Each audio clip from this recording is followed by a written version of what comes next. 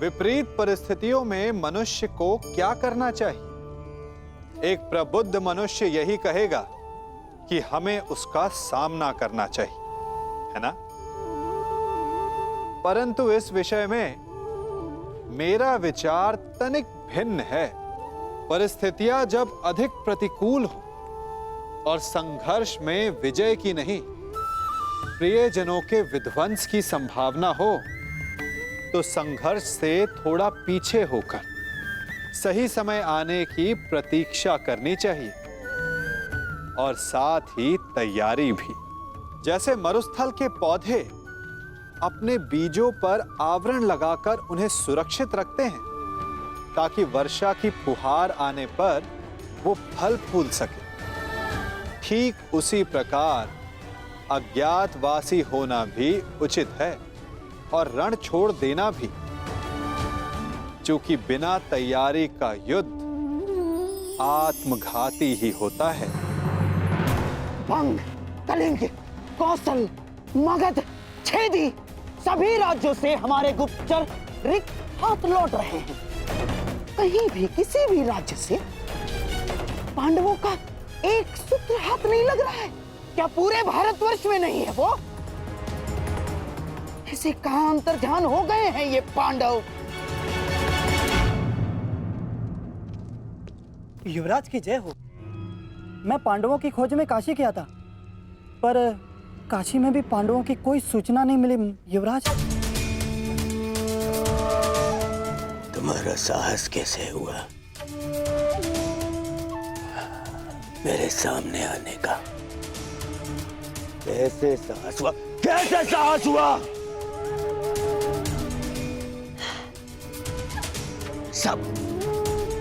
सब मेरी असफलता का संदेश देने क्यों चले आते हैं? क्यों?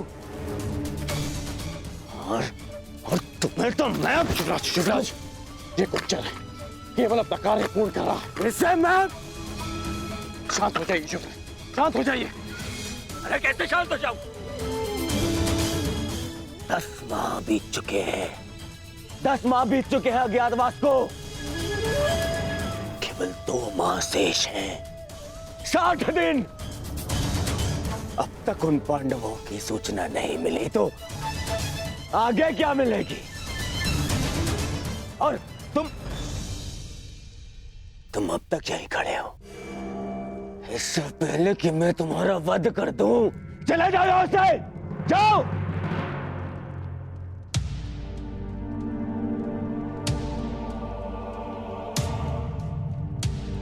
मेरी सफलता मुझसे दूर जा रही है।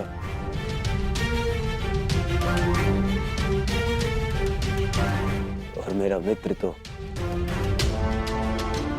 मुझसे पहले ही दूर जा चुका है।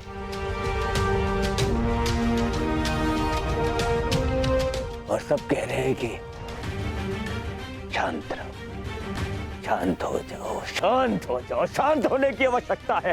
कैसे?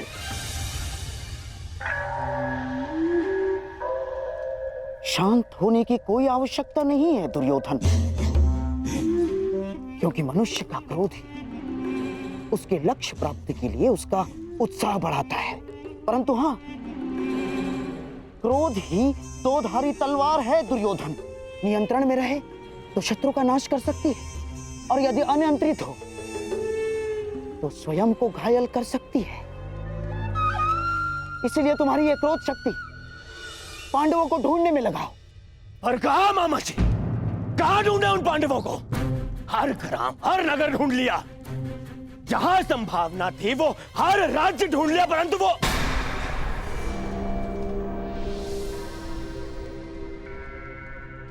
कहीं ऐसा तो नहीं कि हमें जहां ढूंढना चाहिए हमने वहां नहीं ढूंढा। हमारे किसी मित्र राज्य में। हाँ दुर्योधन, हर जगह तो नहीं ढूंढा है हमने पांडवों को।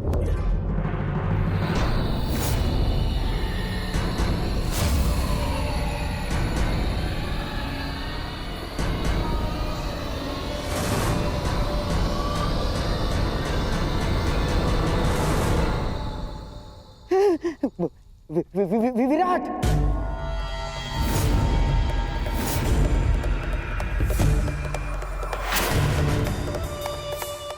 विराट में ढूंढना शेष है। विराट हमारे अधीन है और विराट का सेनापति कीचक तुम्हारा मित्र, इसीलिए हमने विराट में गुप्तचर भेजे ही नहीं। और अवश्य पांडव यही सोचकर विराट नगर में होंगे कि हम उन्हें वहां ढूंढेंगे ही नहीं।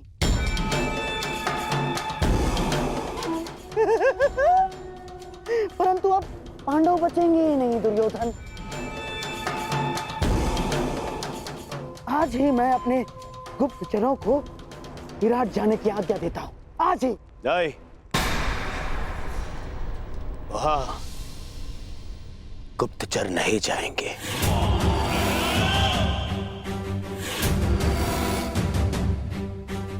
वहां हम स्वयं जाएंगे और फिर पितामह को बोलने का अवसर भी नहीं मिलेगा, क्योंकि इस बार उन पांडवों का अज्ञातवास टूटने का साक्षी मैं स्वयं रहूंगा।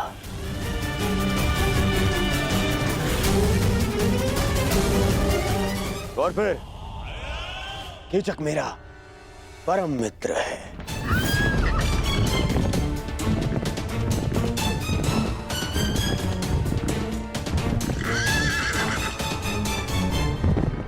वो अवश्य मेरी सहायता करेगा।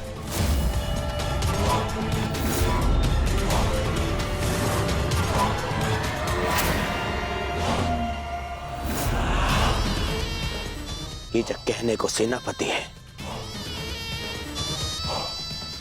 परंतु वास्तविकता में विराट का पूरा नियंत्रण उसी के हाथ में है।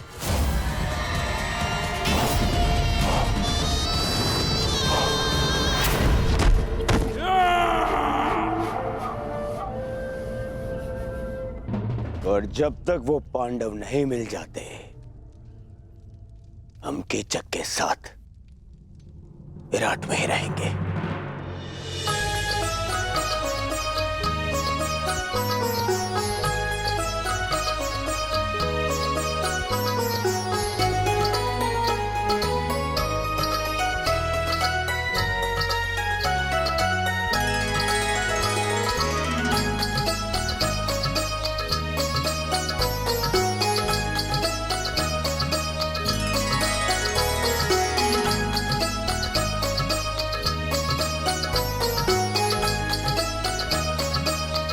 नृत्य का अभ्यास हो रहा है भांजी उत्तरा।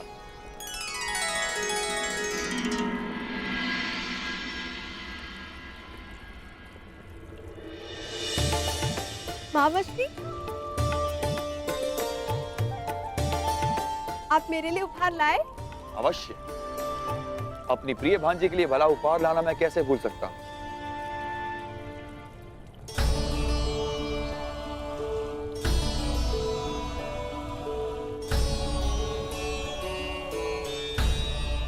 ये क्या महावश्री, फिर से वस्त्र? ये कोई साधारण वस्त्र नहीं है उत्तरा।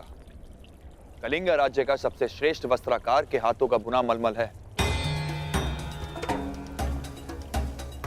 जब आपको मेरे मनचाहे वस्त्र लाने ही नहीं होते हैं, तो आप पूछते ही क्यों है कि क्या मंगाना है? आप भूल गए, मैंने आपसे घुंघरू मंगवाए थे। मेरी प्रिय भांजी उत्तरा, शीघ्र ही तुम्हें किसी बड़े राज्य की महारानी बनना है। फिर तुम्हारे एक संकेत पे सैकड़ों नर्तकियां अपना कौशल दिखाएंगी। तुम्हें साधारण घुंघरुओं की क्या आवश्यकता है? होने वाली महारानी हो, अपने वस्त्र आभूषण पर ध्यान देना चाहिए। इस नृत्य और वादन में क्या रखा है, इसका कोई लाभ नहीं। क्षमा चाहती हूँ सेनापति महोदय,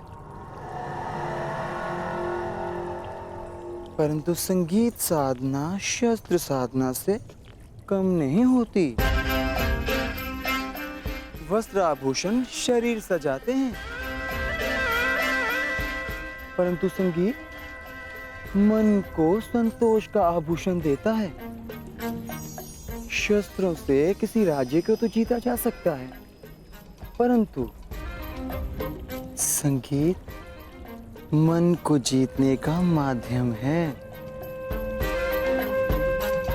यदि तुम उत्तरा की शिक्षिका ना होती ब्रेनला, तो मेरे समक्ष मुख खोलने का दंड मृत्यु होता। तुम एक किन्नर हो, तुम्हें क्या भान की राज स्त्रियों का आचरण क्या होना चाहिए और राजपुरुषों का पौरुष क्या मांग रखता है।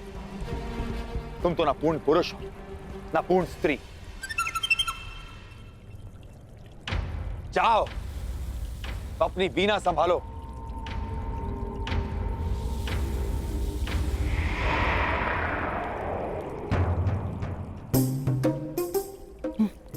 चलिए राजकुमारी, अभ्यास पुनः प्रारंभ करते हैं।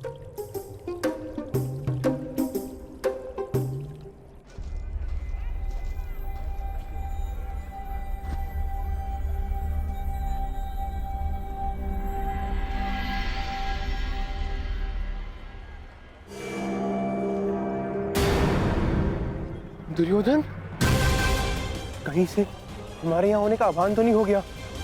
हाँ भैया, सुना हस्तिनापुर के युवराज दुर्योधन आए हैं। हाँ, सेनापति कीचक के अभिन्न मित्र हैं और अब तो वे दिग्विजय भी कर चुके हैं।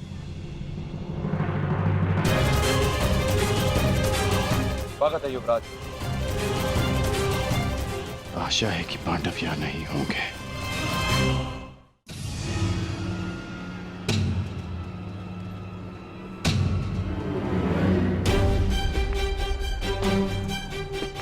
मुझे बाकी को भी जाकर सावधान करना होगा। कदाचित दुर्योधन को सूचना मिल चुकी है कि हम यहाँ पर हैं। राजमहल की ओर बढ़ रहे हैं, अर्थात भ्राता युधिष्ठिर संकट में है। सर्वप्रथम मुझे उन्हें जाकर सावधान करना होगा।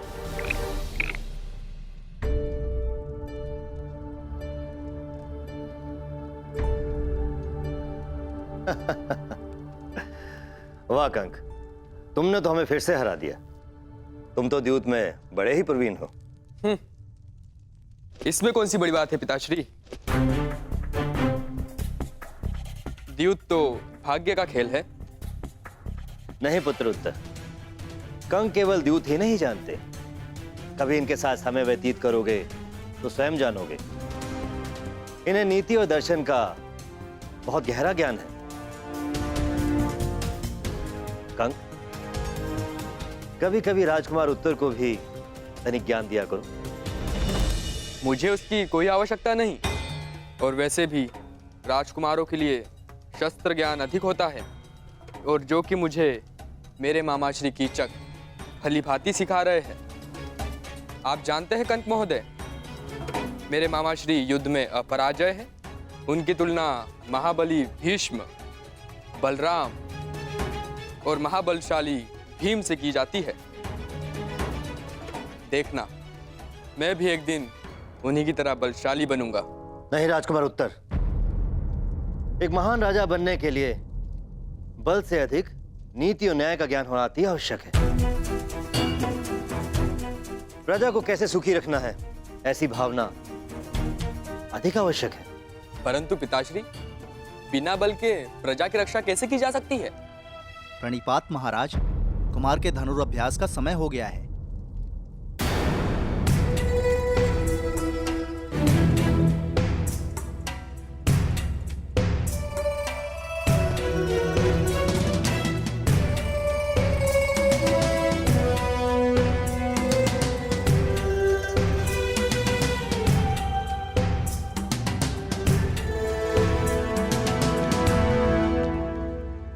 नकुल यहाँ क्यों आया था?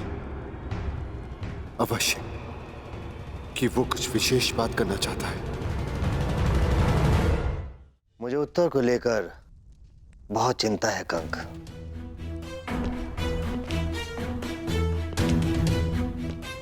क्यों महाराज? वो तो बड़ा ही बुद्धिमान बालक है। हाँ, परंतु वो कीचक की परछाई में पल रहा है। तुमसे क्या छिपा है कंक? मैं केवल नाम का ही राजा हूं। सत्य तो यह है कि कीचक का प्रभाव मुझसे कहीं अधिक है। मेरी प्रजा मेरी सेना और स्वयं मैं भी उससे बहुत भयभीत हैं। चिंता रहती है कि कहीं राजकुमार उत्तर भी कीचक के साथ रहते रहते उसकी तरह क्रूर ना बन जाए, या यूं कहूं कि कीचक उसे राजा बनने ही ना दे। तो अपने पिता होने का कर्तव्य निभाइए महाराज। उत्तर को कीचक से दूर रखें, उसे अच्छी संगति दे महाराज। वही तो करने में समर्थ हूं कंक। मेरा किसी पर कोई नियंत्रण नहीं, मैं केवल राजमुकुट पहनता हूं। वास्तव में राजा की शक्तियों का उपयोग तो कीचक ही करता है। नियंत्रण खोकर सब कुछ हार जाने की पीड़ा क्या होती है, असहाय होने की पीड़ा का अनुभव क्या होता है, वो तुम नहीं समझोगे कंक।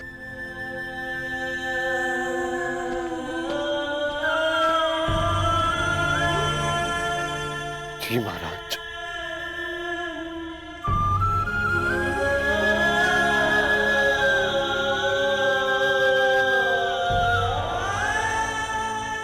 क्योंकि मैं आपकी पीड़ा समझ सकता हूं।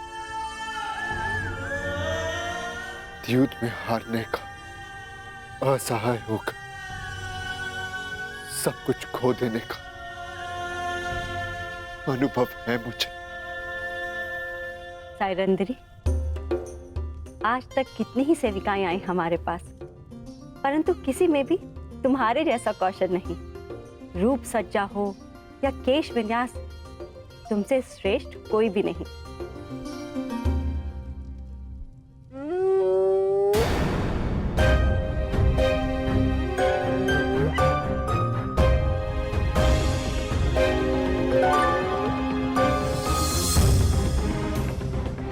श्रृंगार पूर्ण हुआ महारानी, आज्ञा दीजिए, बहुत काम शेष है।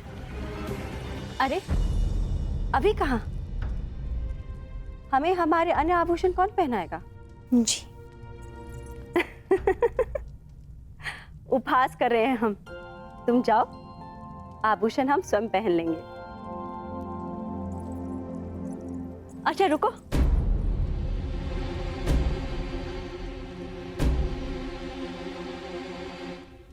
एक बात बताओ, हम कब से तुमसे एक प्रश्न पूछना चाह रहे थे। तुम्हें इतना अच्छा श्रृंगार आता है, तुम स्वयं इतनी रूपवती हो, अपना ध्यान क्यों नहीं रखती? ये देखो कितने सुंदर केश है तुम्हारे, इसे खुला क्यों रखा है?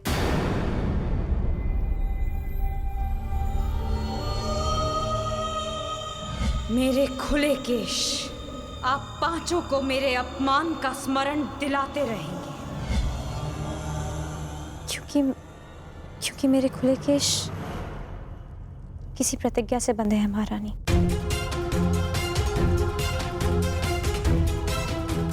ऐसी कौन सी भीष्म प्रतिज्ञा है कि इतने सुंदर केश बांधे भी ना जा सके?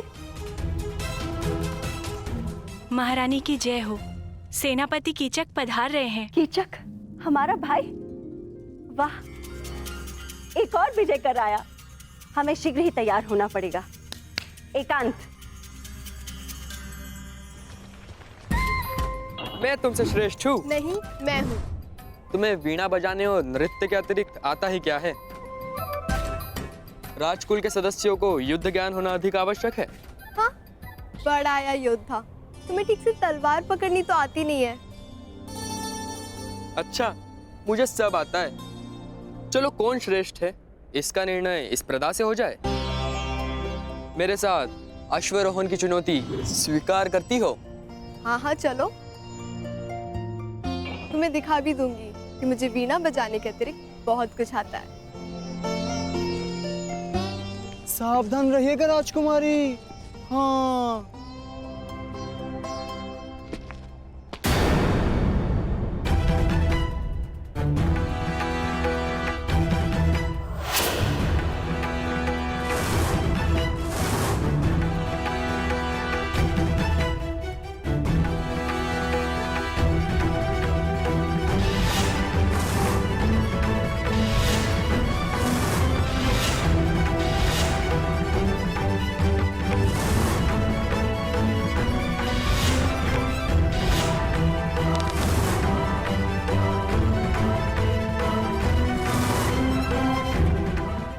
स्त्री कौन है?